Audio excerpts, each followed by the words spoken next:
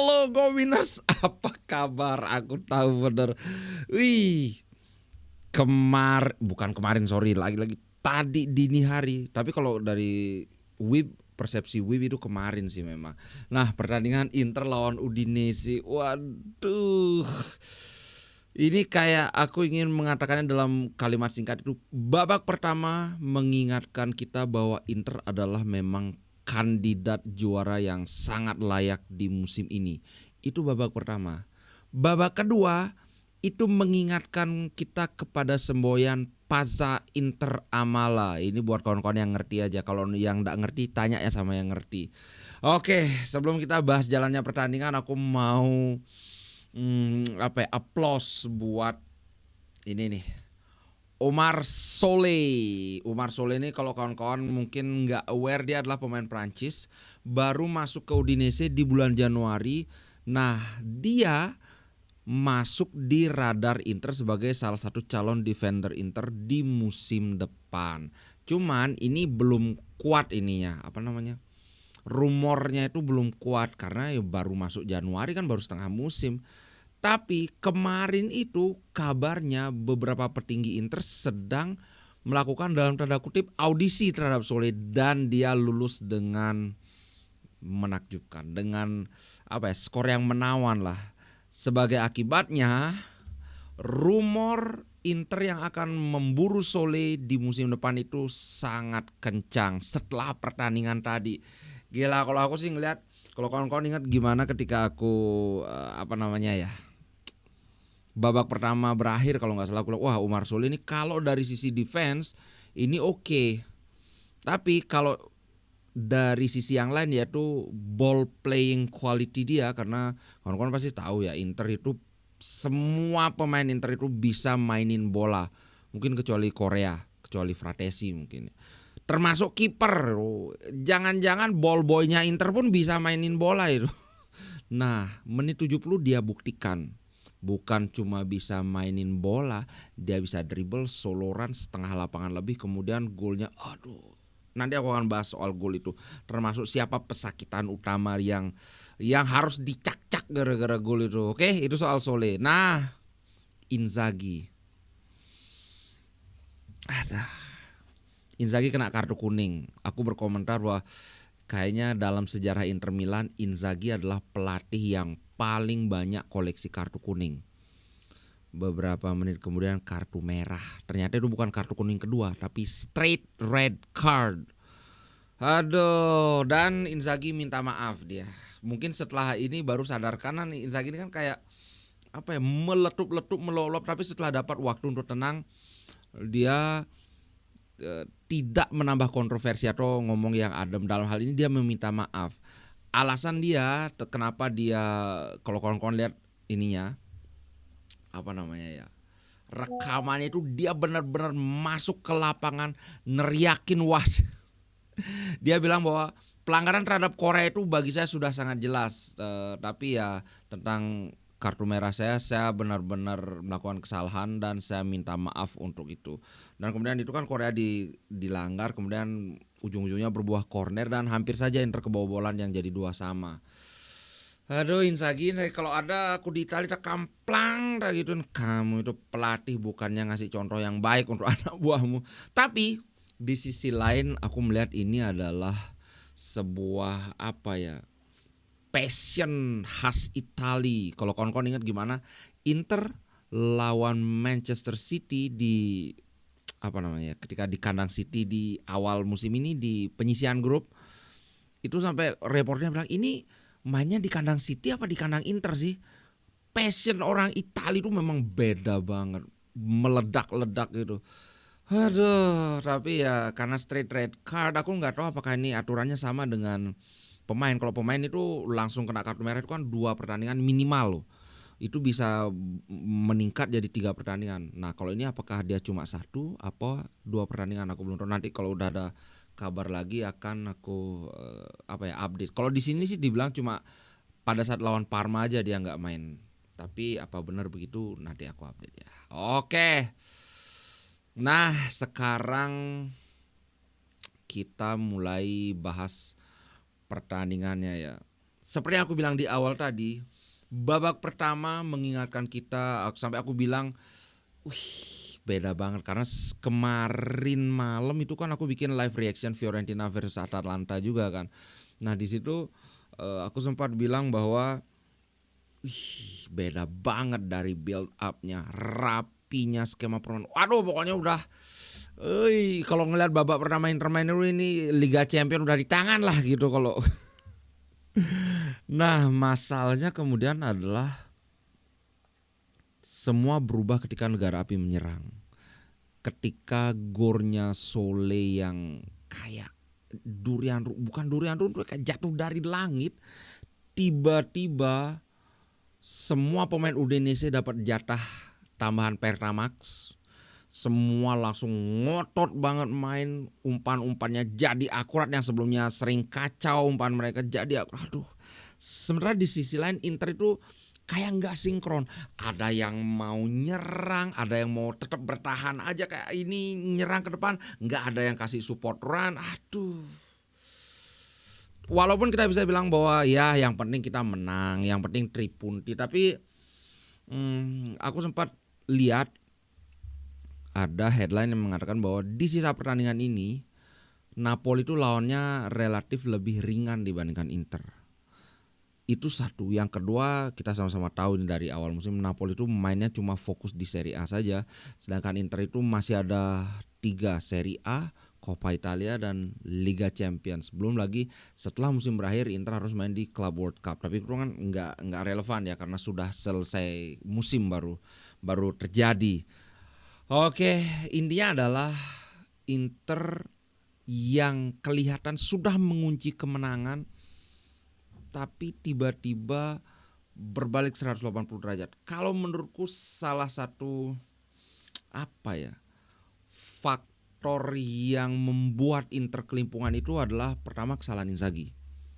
Kesalahan Inzaghi itu adalah memasukkan Korea.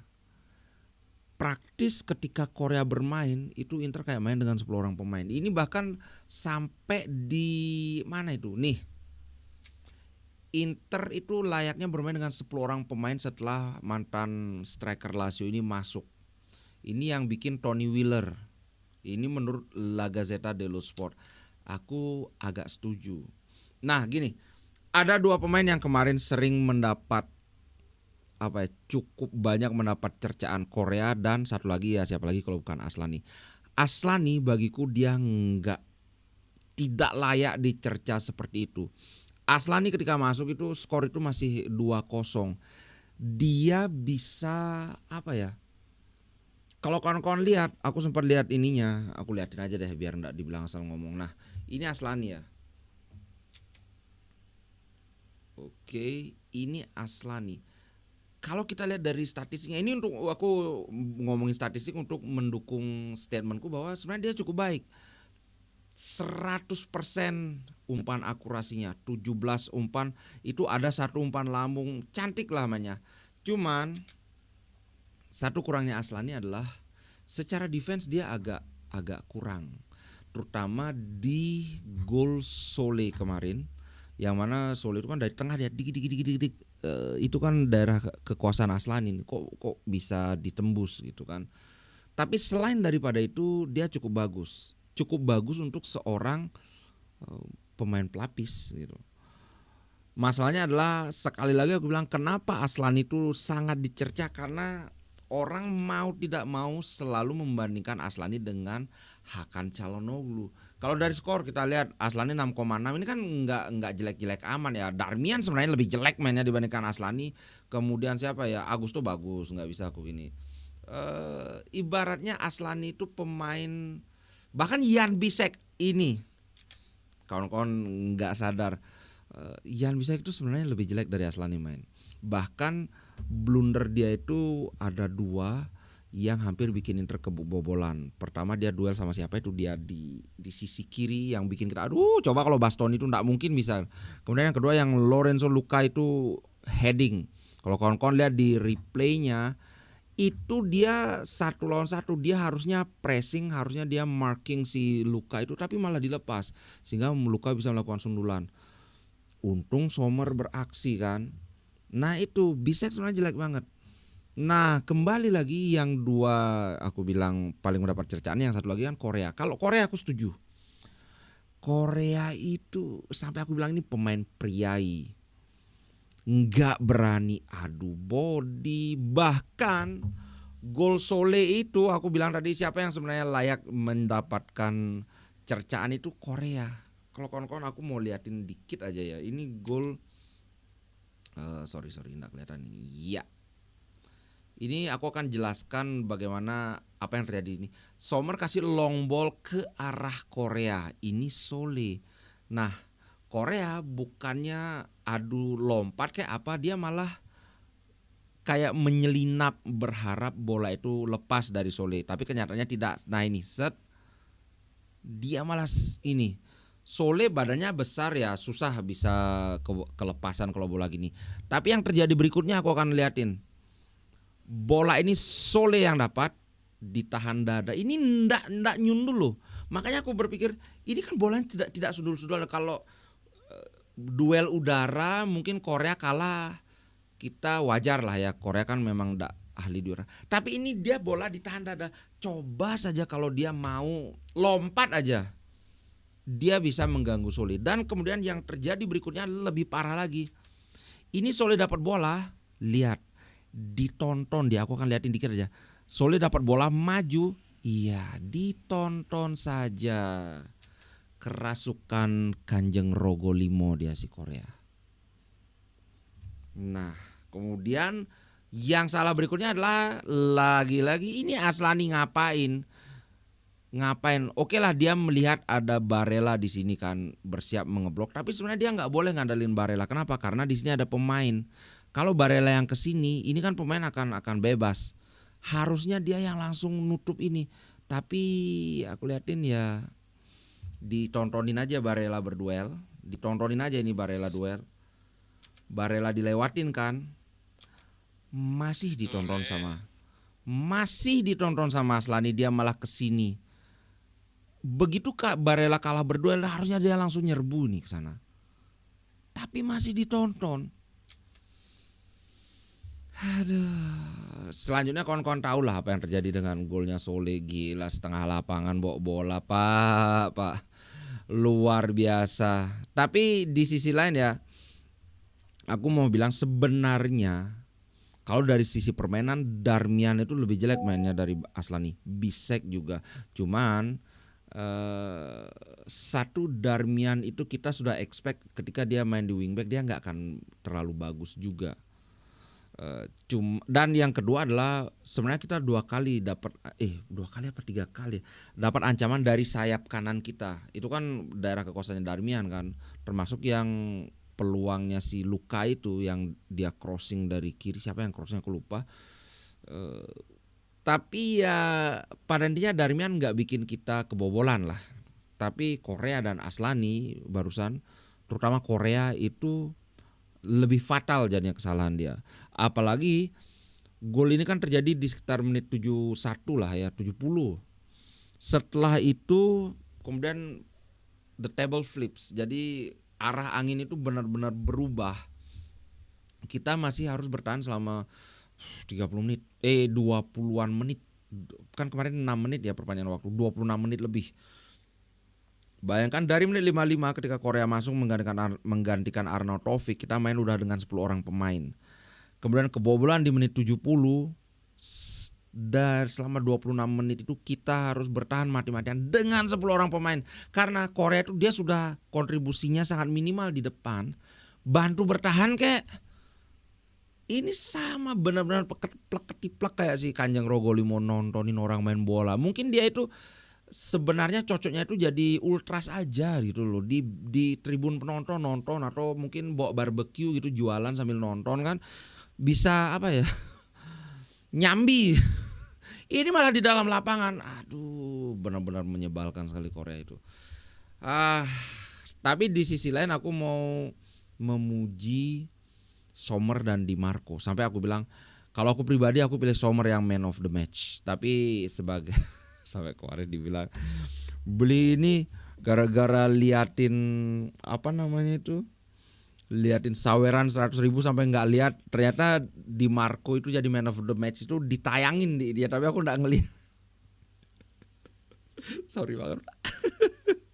Tapi Di Marco yang, nah kenapa Di Marco yang jadi man of the match? Aku ya bisa menerima karena jelas 2 assist. Kedua, secara bertahan, secara build up hampir sempurna Di Marco kemarin itu. Makanya aku bilang gila, Di Marco habis cedera lumayan lama, balik-balik langsung 2 assist. Setiap crossing dia itu, kecuali satu yang dia crossing tapi dari kanan dia crossing, itu aja meleset. Tapi setiap crossing yang dia berikan dari kiri itu semuanya berbahaya. Di Marco mantap sekali. Dan kabar baiknya ya tentu saja lawan Milan kita Bastoni bisa main, Di Marco bisa main. Carlos Augusto kemarin yang mainnya juga bagus sudah bisa main juga. So pertandingan tadi malam itu aku mau liatin ya, lagi-lagi aku ini kan babak pertama itu benar-benar Inter yang sempurna menurutku. Kalau kawan-kawan lihat di sini, bayangin bro, total 8 peluang berbanding cuma 1 peluang dari mereka. Dari 8 peluang ini ada 4 peluang emas. Lagi-lagi kita hampir saja menerima kenyataan pahit gara-gara gagal mencetak gol ketiga. Kalau gol ketiga itu sudah kekunci. Kita bisa kebobolan 2 gol enggak apa, tapi kalau bisa kita gol ketiga itu udah kekunci, udah nggak mungkin mereka bisa bangkit. Tapi kemarin hampir saja itu seri kan. Kalau seri itu 2-2, aduh didekati sudah sama si siapa namanya itu, si Napoli. Tapi kemudian ini babak pertama ini begitu jomplang kan. Babak kedua berbalik Pak, mereka 10 peluang, kita cuman 5 peluang. Dan itu tidak ada peluang yang bagus, tidak ada peluang yang emas. Bahkan kalau kawan-kawan lihat ini expected goal kita cuma 0,1. Segitu ngaruhnya. Oh ya, tadi aku kan bilang soal kesalahan Inzaghi pertama masukin Korea itu. Walaupun masukin Korea itu kayaknya susah untuk, maksudku gini, mau tidak mau Korea itu pasti akan masuk kemarin itu. Cuman kenapa menit 55 gitu? Kenapa enggak ya tunggulah menit 65 kek. Jadi lumayan kan. Yang kedua, 3 pemain sekaligus diganti, 2 dari lapangan tengah. Ini benar-benar bikin dinamika tim itu sangat-sangat. Barella kan pemain inti sebenarnya. Masalahnya Barella masuk dengan Aslani dan aku lupa sama siapa ya dia masuk ya. Barella masuk dengan Bisek dan Aslani. Jadi 3-tiganya ini diganti. Inter langsung kelihatan agak limbung. Itu menit 63 lah ya. Limbung, kemudian 7 menit kemudian kita kebobolan. Habis itu sudah pasah Inter amalah. Inter yang suka gila-gilaan menyakiti diri sendiri benar-benar. Tapi terlepas dari segala dramanya, kita jadi hilang ngantuknya kan. Pas 2-0 itu kan aku udah prediksi ini babak kedua pasti akan agak boring karena Inter harus simpan tenaga buat lawan Milan tanggal 3 April. Itu lagi 3 hari loh kita. Ternyata kita kebobolan, langsung sport jantung dimulai guys. Oke, itu aja dulu untuk konten kali kita. Mari kita rayakan Tripunti sekali lagi. Walaupun agak telat, aku mau ucapkan selamat Idul Fitri, selamat Lebaran buat kawan-kawan Muslim yang merayakan. Buat kawan-kawan yang merayakan Nyepi ini, sorry lewat, tapi kemarin pas live, pas ini sudah aku ucapin sih. Selamat Hari Raya Nyepi, selamat manis Nyepi. Oke guys, ciao, sampai jumpa.